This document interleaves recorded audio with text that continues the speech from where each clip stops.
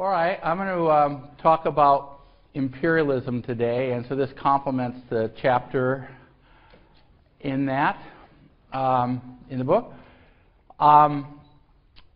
So the main topic is the new imperialism, and the lecture is very much about the culture of imperialism, because part of the age of mass politics in Europe in the 1880s, 90s, before World War I, involved massive support for the new imperialism. So what was new about the new imperialism? And what period do we talk about as having had the new imperialism? It's really from the mid-80s, just say the 1880s, to 1914, and it's at that point, as you can see from the maps in the book, and you can see from the discussion, that the European powers really conquer the world. There's no way, other way to put it, and there's a frenetic sort of wild chase even to the South Pole, as part of that. And after the African continent, of which there were huge blanks in the maps of Africa, by 1914, virtually the entire continent was not only charted, but had been conquered. And so Europeans really control the globe. The Americans, in a smaller way, but are part of the new imperialism. So let me just start out by posing the question. And I sent all this stuff around to you, so I don't have to scribble on the board, and you don't have to try to figure out what it is it's written on the board, because it's hard to see from here.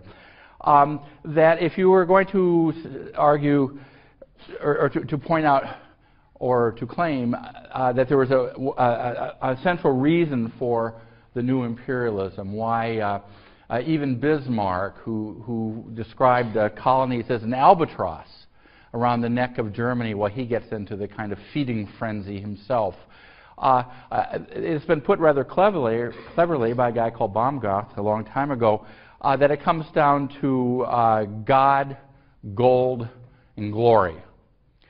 That there were those who interpreted the mad quest for colonies as being the missionary impulse. A sort of subset of this would be the French idea that there was a civilizing mission going on in trying to give indigenous peoples access to French culture. But basically, it argues that Dutch Calvinist ministers and Lutheran ministers and Catholic priests and other denominations encouraged states and their own church people to bring to their religion indigenous peoples all over the place. Well, we can dispense with that one. That was part of it, of course. I mean, you can't distinguish any of these three and say that any of them are new, but that is a rather small part of the quest for yet more colonies in the new imperialism, and indeed for all of the well-meant, however, condescending in many cases, quest for conversion, religious conversions. Most of the Lutheran ministers and Dutch Calvinist ministers in Southeast Asia and Catholic priests all over the place, such as Vietnam. My friend Charles Keith just finished a dissertation on Catholic Vietnam in the 1920s. Most of those priests in areas such as Africa were there to tend to the religious needs of the European communities. It's particularly true of, for example, Lutheran ministers in German Southwest Africa and in other places. The drive to convert peoples to organized European religions was probably greatest, the Vietnam case is a very good one, and the role of the Catholic Church is extremely interesting in Vietnam and the origins of Vietnamese nationalism. But that is another story. Now the second one was gold. Gee, I put a D for the O in gold, but it's spelled G-O-L-D usually. And I said in what you're reading that if you get Karl Marx, if he ever sat together with Hobson, you know, a very major economic thinker whom I describe in there, if they were having dinner, there would be a lot of that was uncomfortable about the dinner, but they would really agree. They would say that the new imperialism, of which obviously Hobson was a great critic, you know, emerged out of the quest for riches, for resources. And part of Marxism and part of Leninism, an important part, was that imperialism was sort of the final stage of the development of capitalism, and that states need new markets. They need new resources. And therefore, they set out to, at a time of economic crisis, I mean, nothing like now, but there is a depression that lasts from 1874 to the mid-1890s, they set out to find new riches.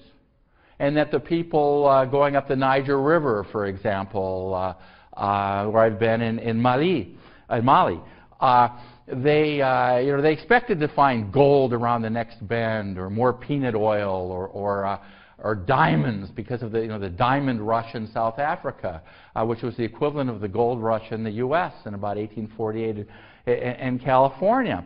And Hobson was no Marxist at all, but he said, and he was a critic of the brutality of the new imperialism, which I'll talk about in a minute.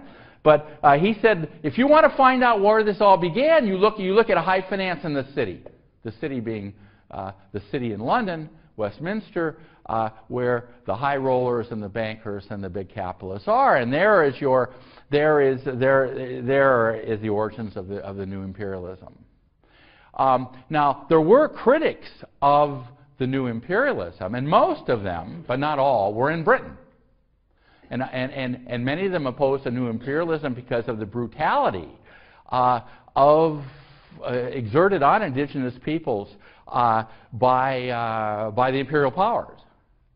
And there was a real wave of opposition, for example, to imperialism that swept through Britain and London in 1900, in what they called the khaki election. Khaki because it was the color of the uniforms of many of the British soldiers in hot climates. And so some of the opposition in the Liberal Party, some of the were opposed, ran on a campaign of anti-imperialism, and they were just wiped away. They were just absolutely swept away in the elections of 1900. And ordinary people in Britain, thrilling to the accounts of colonial exploits, voted overwhelmingly from the Conservatives, who just blow the Liberals out of the water. And the Labour Party exists in 1900, but is not yet a major force. And so imperialism carries the day, and the big parades in London of returning soldiers from the Boer War in South Africa and from other wars, from all the wars. They are greeted as conquering heroes, nowhere more frenetically, enthusiastically, exuberantly than the city, because there is a link between finance and big finance, big capital, and imperialism. Point. Period. And besides that, we have a category we call social imperialism. The imperialist power said and saw imperialism as part of the overall strategy of conquest. Is that, look, if you've got economic problems at home and you've got a lot of unemployed workers, also in France, if you've got a lot of unemployed workers who happen to be socialists, or in Italy, that you can kind of export your problems, because you can point people in the direction and say, hey, times are tough here, but if you go to Algeria, we'll rip off some Arab land for you, and you'll be just fine. Or you can go, make it rich in Vietnam, or you can go to Kenya or to Ghana, or what would become Kenya or Ghana, so you can export your social problems, and this is sort of what new imperialism meant. Classic case would be, the insurrection of 1851. This is backing up for the new imperialism. But what do they do with the people who are arrested after the revolution of the insurrection of 1851?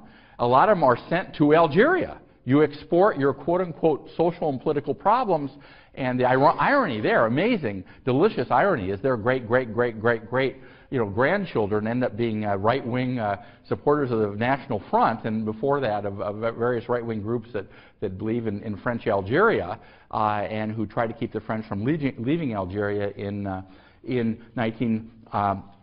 the early 1960s, after the Algerian War of Independence. So, social imperialism is seen by, sort of the economic canon.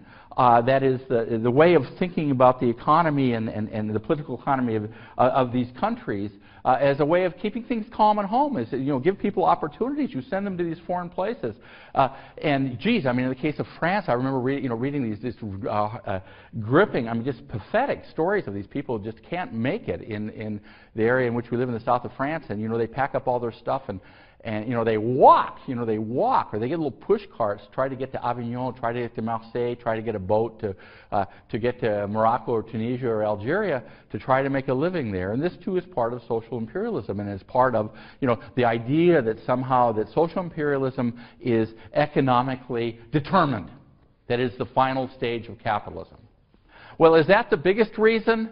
No, but it's damn important. The biggest reason it has to do with the entangling alliances and great power rivalries. And it's mostly represented best by Fashoda at the end of the 1890s, where a British force stumbles into a French force in the middle of Sudan, and they say nasty things to each other, finally toast each other with what drinks they had brought along, and their countries almost go to war. Because the flag would be tarnished by losing out to your craven reptiles that you just stumbled into in the Sudan. And imperialism, the new imperialism, is one of the fundamental causes of World War I, period. And that is the biggest reason. Now, don't get rid of the gold interpretation completely, because obviously, as Britain and Germany become huge economic rivals, big economic rivals, as the Germans are not only nipping at the heels of the city and of British industrial production and British naval production, but passing them in things like chemistry and in production of steel and the production of big battleships. All this stuff runs together. Your victory is your craven reptile opponent's loss, and that's the way they viewed it. And most people, I'll talk about this on Wednesday. It's fun to talk about. Sad, but also fun. Most people in the 1890s thought that the next war would involve France and Britain. They'll be fighting again. And they're rivals here and there, or they thought that maybe the British and the Russians would fight because they're rivals in what was called the Great Game, for India and Afghanistan and north of India and all of that. But basically, glory and the imperial, the rivalries, great power rivalries, is the biggest reason that Germany gets into the imperial game, for example. Bismarck, it's a famous Bismarck story. I'm really an awful man, but there's an imperial lobby comes racing along and says, look, Chancellor, Herr Chancellor, we really need to have the troops go and protect our merchants, people like this sort of freelance guy, Karl Peters. And he said at one point he slams down a map of Europe on the table and he says, that's my map of Africa. Here we are, and we're surrounded by Russia and France. But toward the end of his career, it was completely different, and he's backing up German German merchants with expeditionary forces. And once plant the flag, and then you'd better defend it. But the big issue there is rivalry with France and with Russia. And Bismarck says, geez, if we can get the French interested in all these colonies in Africa, then they won't be dreaming of reconquering Alsace and much of Lorraine. And then at the end he says, well, we better be out there too. And they're all out there. And as some wag once puts it, Italy gets into the game too in Libya and Ethiopia with a huge appetite and bad teeth, as someone once put it. And of course, they get defeated in the battle in 1896, and then they will pay them back with poison gas and cascades of bombs in the 1930s, and just destroy everybody and kill them all if they can, to pay them back for their defeat in 1896. Now, I am eventually going to talk about the culture of imperialism, and give you the example which I find telling of Robert Baden-Powell and the origins of the Boy Scouts. You didn't associate the Boy Scouts with imperialism, but you will in a minute. But first, let me just say that this is not some sort of 70s radical guy saying, oh, it's really, there he goes again, it's really nasty to be slaughtering hundreds of thousands of people. But it is nasty, and that's what they did. And that cannot be forgotten. And it doesn't just start with the famous the case of the Germans in Southwest Africa. More about that in a minute. Bugeaud, the name is quite forgettable, who's a general from Limoges. The French conquer Algiers anyway in 1830 as a political diversion, and gradually they expand their control over Algeria. And Algeria becomes a colony, and it becomes an integral point of view from the point of view of the French in a different way than Tunisia, Vietnam, or Morocco and other places of France, even though it's not part of metropolitan France.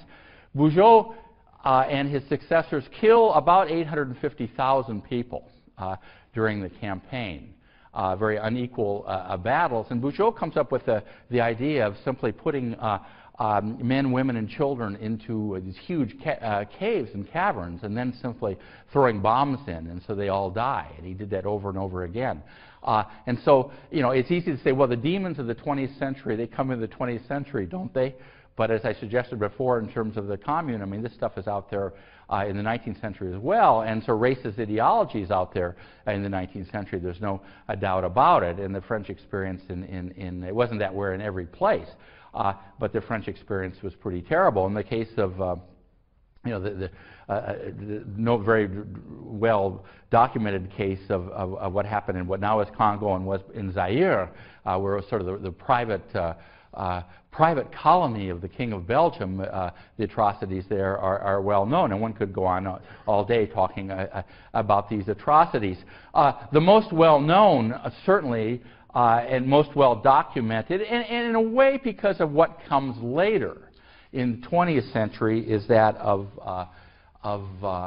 the conquest and indeed genocide. And here I'm borrowing a appropriate term, I think, in this case, and that's not a term you throw around very loosely, of my friend and colleague Ben Kiernan, whom some of you know, in his big book on genocide, which Yale Press published recently. They begin conquering Southwest Africa in 1885, so Bismarck still has a few years to go. In their way, as they would see it, among other people, were the Herero, H-E-R-E-R-O, a Bantu group of about 75,000 cattle herders who were in the center of what would become the German colonial territory. Now again, I mean, European powers are putting things like borders there, boundaries, and that has nothing to do with the way that particularly nomadic peoples, they don't have any sense of borders. I mean, Mali, where I've been, because my daughter was studying the Tuareg in Mali, in northern Mali, north of Timbuktu. I mean, the Tuareg, who are a people, had no sense of borders. There were Tuareg across other borders too, and borders are something that were artificially, constructed by these powers to say, we're here, our empire goes there, and yours doesn't start till there. And so, as these people, rise up to defend their own territory, they are systematically massacred. They basically first decide to crush the uprising at all costs. And there is, in 1904, an extermination order. And that's a German translation from the German. the proclamation of the local military commander is that the Herero people must leave this land. If they don't, I will force them to do so by using the great gun, that is artillery. Within the German border, that is defined as now German, every male Herero, armed or unarmed, with or without cattle, will be shot to death.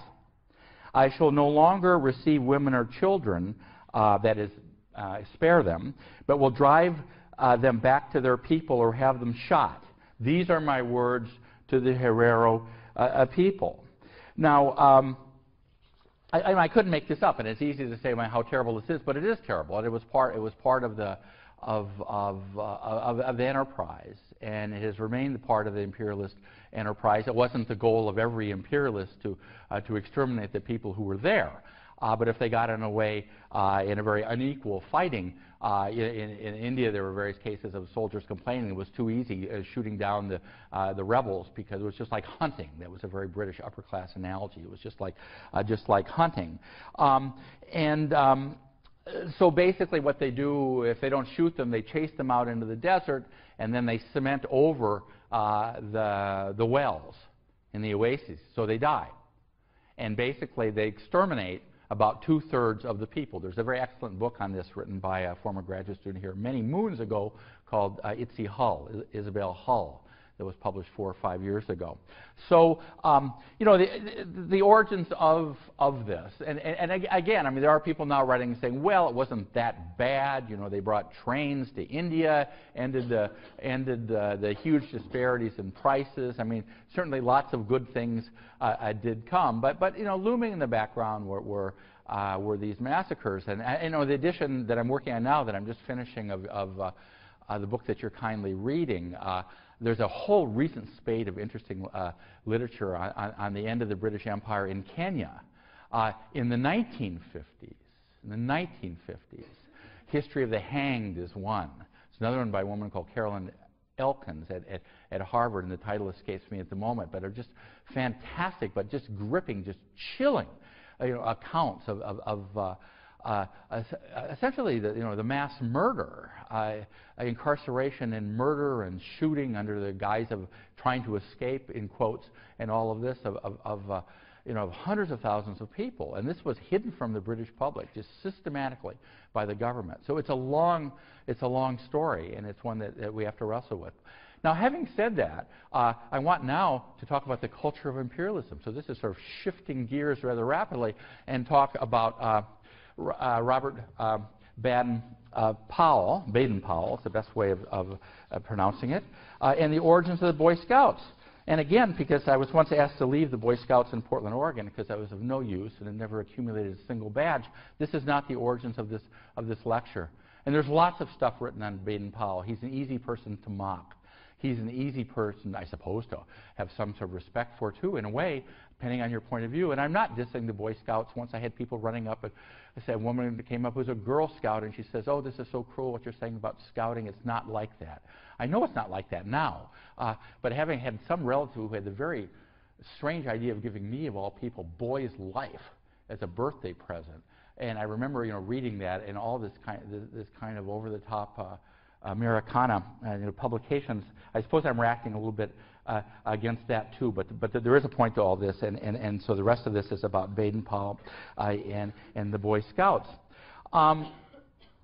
Robert Baden-Powell was a soldier, and he believed, he came up with the idea of scouting as a way of preparing British youth for imperialism and for the next war. The origins of the Scouts, in terms of its timing, that is the first decade of the 20th century, has to be seen in terms of these international conflicts, these international great power rivalries with which, you know, we began. You know, it comes at the time of the Moroccan Affair, the first Moroccan Affair, and the second Moroccan Affair, 1905, 1911, when it seems like the British, or the French and the Germans will go to war against each other, and they will bring in the other great powers. More about that. Robert Baden-Powell was a professional soldier, and when he went back to England, he thought that British youth were cigarette smoking, heavy drinking, you know, flabby, weaklings, whether they were upper classes, and even worse, in his view, lower classes, because they were underfed and therefore smaller. He hated the Oxbridge common rooms. He said, with his town life, buses, hot and cold water laid on, everything is done for you. The British working classes, like the upper classes, tended to drink a lot. He was sure that there'd be a war fought in the lifetime of these same people, and he came to the idea of scouting. Now, America has a role in all of this. I mean, we are, this country has always believed in the frontier. Those of you who had Glenda's course in American history and other people know about the Turner thesis about, always you can expand to the west, you can diffuse your social tensions in the east by giving people access to land, further on and get rid of the Indians in the way, et cetera, et cetera. Now, we have friends that still read. We have friends in France who still read The Last of the Mohicans, and there's this fascination with the American frontier, and this is extremely important in the end of the 19th century in Europe. And so Baden-Powell, he borrows the uniform of the Boy Scouts from the frontier uniform as he imagined it in America. The cowboy hat, the flannel shirt, their neckerchief, the short, the short pants. He said, the shape of a face gives a good guide to a man's character, the sort of firm face. He loved that.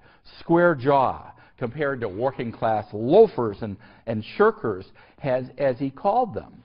And it's this cult of masculinity. Now, this comes at a time, one must say, when you've got very aggressive suffragism by the suffragettes who want the rights of women to vote in Britain, one of whom throws herself in front of a horse in a horse race and sacrifices her life to make a point.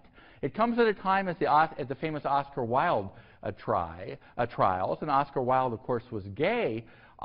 And there was a sense that the virility of English manhood was being tested by women, and Baden-Powell did not like women. He referred to women as silly women, silly girls, silly women, and by and by gays, whom he saw as effeminate and therefore not really British and wouldn't be there. What good could they do in the next war? Also, it's a time where in Germany particularly, but not only in Germany, we're dueling. There's sort of that test of masculinity where if you're lucky, you'll end up with a dueling scar and not actually get killed, and most of them don't get killed. But they're dueling all over the place. They're dueling in the woods outside of Paris. They're dueling almost everywhere in Germany. They're dueling still in Britain. And that sort of reaffirmation, according to Bob Nye and lots of other people, and all sorts of people have written on this, and Ute Frevert, my colleague, is now gone, unfortunately. This is part of the reaffirmation of virility. And the tendency is to say, looking back, is that, well, they're taking it out on animals, blowing the hell out of them, and indigenous people, et cetera, et cetera. So scouting for boys takes off. It spreads from Britain to Australia, to Canada, to New Zealand, to India, to Chile, to Argentina, to Brazil. In 1910, it starts in the United States. And in 1910, Baden-Powell resigns from the command of a division of the Territorial Army to spend the rest of his life involved in scouting. And again, what I'm saying is that this involves this sort of grafting on this idea of the American frontier. You're going to create your new frontier. Your new frontier is going to be in Africa. Your new frontier is going to be in Afghanistan. You create your frontiers, and then you hold the frontiers, and you train these boys, these young men, to hold the colonial frontier. And he finds sponsorship in the Daily Telegraph, which was a big conservative newspaper. All the big newspapers are conservative. And the 60,000 scouts, I think I sent this around, but 1909 there are 60,000 scouts in Britain. 1910 there are 107,000. 1913 152,000. And in 1917 194,000. Why was there such a short gap, not that much of a leap between 1913 and 1917? Because they're dead. They get killed in the they get killed in the war. I mean, they're going off to fight. Their scouting is finished rather early. You've got these big rallies, enormous in London. Scouts coming from all over the empire. Girl Scouts are created in 1914, but Baden-Powell didn't care much about that. Now, there had been groups of frontier-inspired, youth organizations that existed in Scotland particularly. And they're called things like the Sons of Daniel Boone, the Woodcraft Indians, the Boys Brigade in Glasgow in 1883. Some were church-sponsored. Again, this is the sort of moralization of the working classes. You get them into groups. They won't smoke cigarettes, which is a good thing not to do. They won't drink. They won't hang out with the wrong people. They will go to work and become cogs in Britain's industrial empire. And they, too, can look at maps of Africa being increasingly painted red, which was the color of the empire. And so nature remains a part of this. Now, again, to repeat, the cult of the American frontiersman, let me say a little bit more about that, is part of this, the idea of the frontiersman, the buckskin man. Rudyard Kipling, Rudyard Kipling is not my kind of poet, but anyway, he expresses often this idea, something hidden, go and find it. What's happening? I must have pushed something. I pushed something. It doesn't matter. Not easily alarmed. Go and find it. Go and look behind the ranges. Something behind the ranges. Lost and waiting for you. Go. Baden-Powell described a frontiersman whose manhood is strong and rich, of a pure life. Now, his own his own predilections is that for him a pure life would not involve silly women, quote unquote, as he put it. But the other idea is and this is not this is not at all I'm not saying anything about his sexuality, but I mean the reality of the situation is that he preferred the company of young men to anywhere else, and this is involved in the way he lived his life. But the idea is that the freeman must earn independence with his gun. And this is, again, part of this old American Western idea, but you apply it to indigenous people. Now, you have aggressive models coming from the American West. William Wild Bill Cody, from my wife's state of Nebraska, had killed thousands of buffaloes. He had dueled. A duel, I mean, these aren't, the duels that they do with the German dueling fraternities. You've got the equivalent in Dodge City and all this, where you're dueling, and the classic kind of Clint Eastwood Western. He'd killed thousands of buffalo, dueled, and he's a killer and scalper of Indians. He was his own publicist, and he had enormous influence in Britain. After the Battle of Little Bighorn in 1876, he kills Indian chief Yellow Hand. In 1887, he crosses the Atlantic.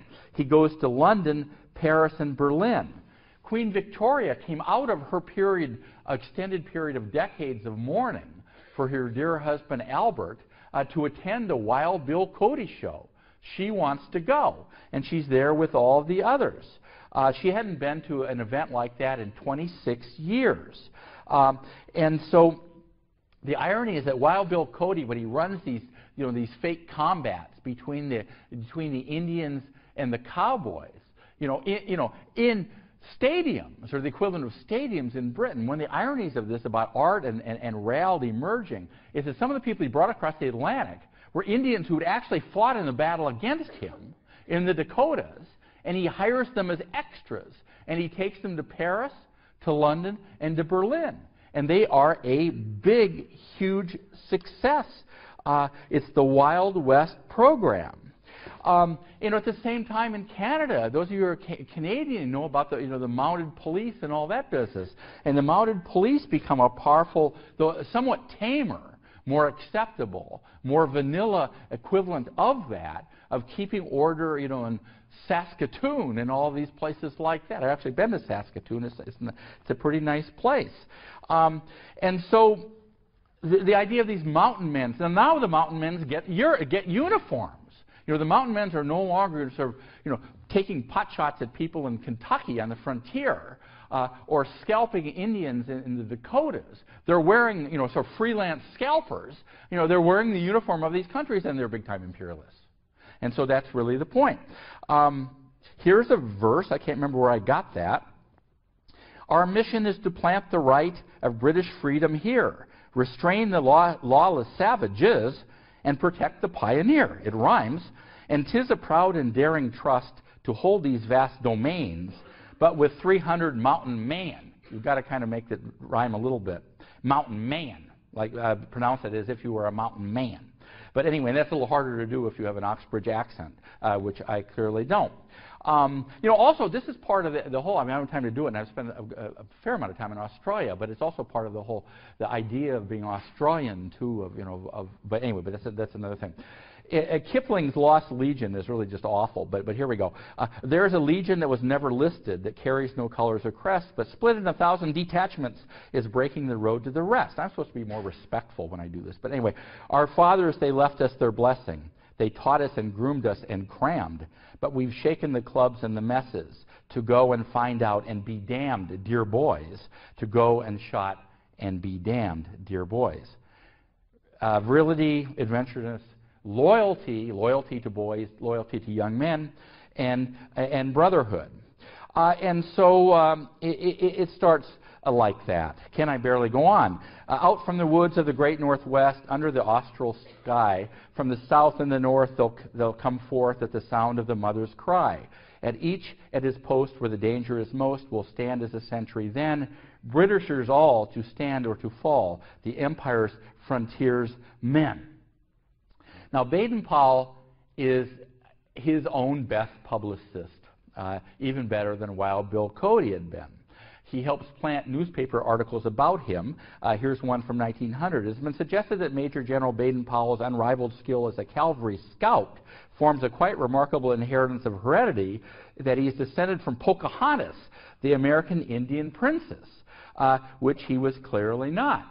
But how does he become so popular? And how do these poems, these god-awful poems that I've just read, how do they become popular? They become popular because they become the stuff of boys' literature, of the culture of imperialism. They were the British equivalents of boys' life. I don't even know, I'm not knocking boys' life. I don't know if that existed. I strongly preferred Sports Illustrated and the sporting news to that. So they become the stuff that people are reading as they're looking at these maps of Africa gradually becoming painted British. Now, how did he become well known? Well, because he's an imperialist and he's fighting. In 1896, he fought in the Matabele War, which I sent around, not the war, but the name, a skirmish against about 1,000 indigenous fighters.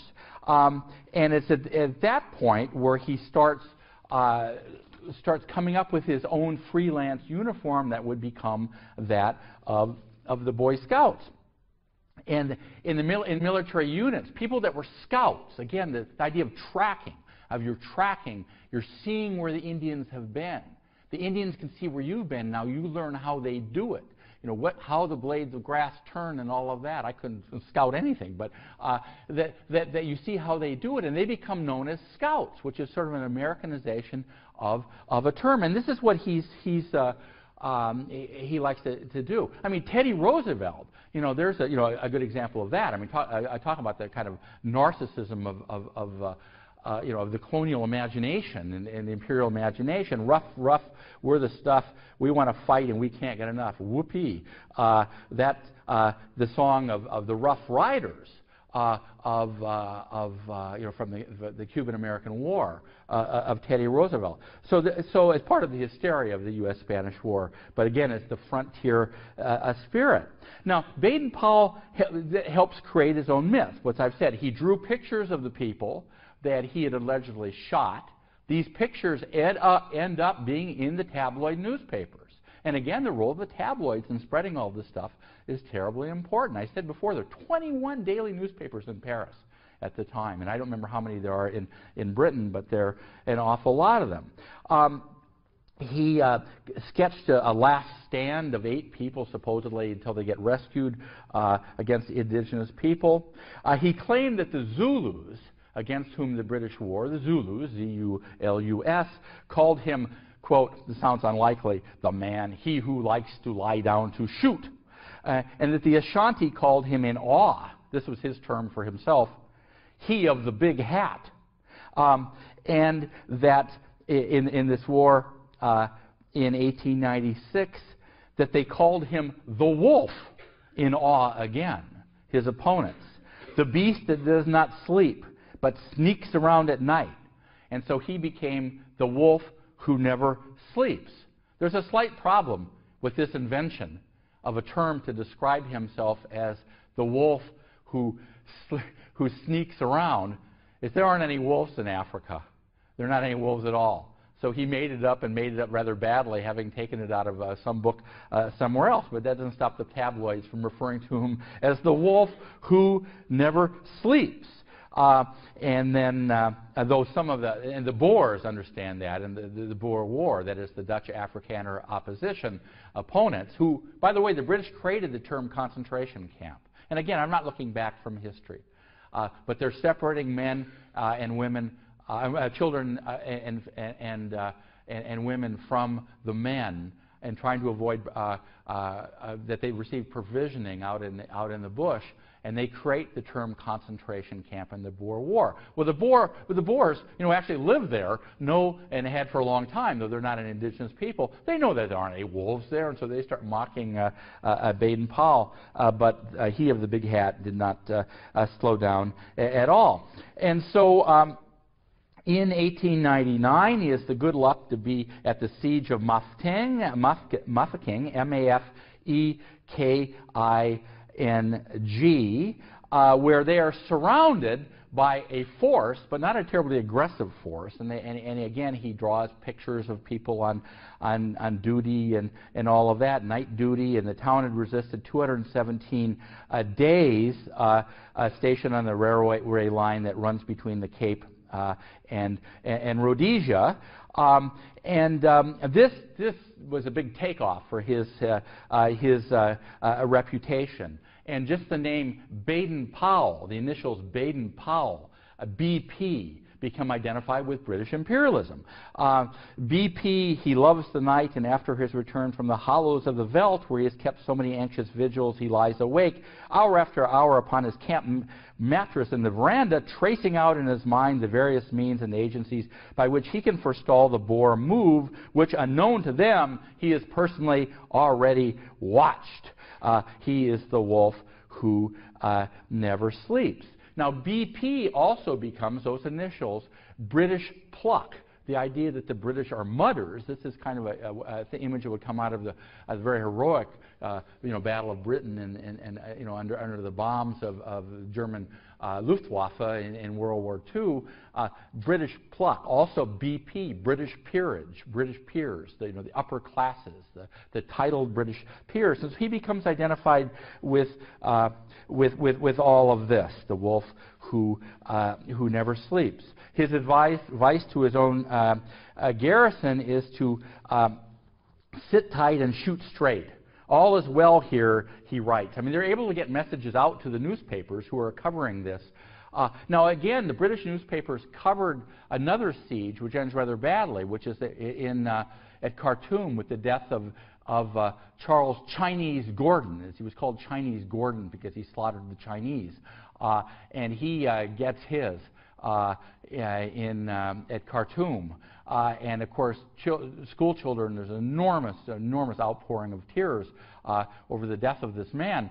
And the newspapers, because of these modern techniques, they can follow all this stuff, pretty much how the siege is going, et cetera, et cetera.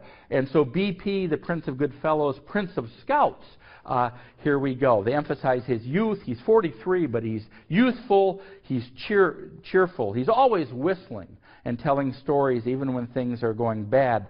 He loves pranks, childish pranks. This is from some of the newspapers. Life was a game, but you have to play it honorably. And it was a game that silly women, as he called them, could not play. And he becomes known, again, of sports. Mass sports is starting just at this time. The Olympics are starting just at this time. Again, there's a reassertion of virility, in these Olympics. He's called the gallant goalkeeper, the goaltender of Muff King. So a sports analogy becomes part again of this imperial thrust. They print patriotic letters to him, which can be signed and can be sent. You can send a postcard. You can send a postcard home. Your parents have left after Parents' Weekend. If they came, you can send them the following postcard. Dear parents, dear mom and dad, we have shouted Rule Britannia. We have sung God Save the Queen. We have toasted gallant Baden a half a score. We have sent our best respects to plucky Muff King, and we have hoisted flags and bunting in galore. With a wild and frenzied madness, born of joy, the Empire cheers, while we Britishers rejoice through the land. In this hour of jubilation, I am sending you a line with the wish that I could warmly shake your hand. Yours exultantly, and then you sign your own name to it. So scouting, as someone said, I can't remember which person, was an attempt to make these values, in quotes, entre guillemets, in quotes, of Muff King permanent, and to trace them on the map of these countries, of these peoples all over the world. A 1909 newspaper said, it may be that he is not a great soldier of the sort which Napoleon or the Moltkes or the Kitcheners are made. He is the frontiersman, the born leaders of irregulars, a maverick, and the empire has need of such. Furthermore, he has the knack of seizing the imagination of boys and a deep sympathy with them. He is doing his day's work for the empire by training a number of manly little fellows to keep their wits about them and their eyes skinned. We shall profit another day in a much greater affair than Muff King. And that, of course, is preparing for the war against those other peoples who might contest British domination, not the indigenous peoples, but the other powers in Africa. And so be prepared, BP, the same thing, the same initials. Isn't that a scout? Anyone here a scout? I had to memorize this stuff. I didn't get a single badge, but a scout, be prepared. You're supposed to do that. The jamborees, he creates these jamborees. Also at the same time, I don't have time to talk about this, but this is the same time with Arthur Conan Doyle. And, the idea of sleuthing, but it was sort of an urban sleuthing for evildoers in London, and sort of kind of merges with all of that. And of boys who risked their life, he says, I said to one of these boys on one occasion when he came through a rather heavy fire, you will get hit one of these days riding about like that when shells are flying. And he replied, sir, I pedal so quickly, they'll never catch me. Those boys don't seem to mind the bullets one bit. And of course, millions of them would catch bullets that ultimately they minded. I will do my best to God and the King. I will do my best to help others, whatever it costs me. I know the Scout law, and I will obey it. Again, I am not knocking doing good things for people. Please do understand. But I'm just trying to place the origins of whatever you think of the Boy Scouts in the context of the imperialism in the culture of imperialism, because that's where it belongs, and that's where it started.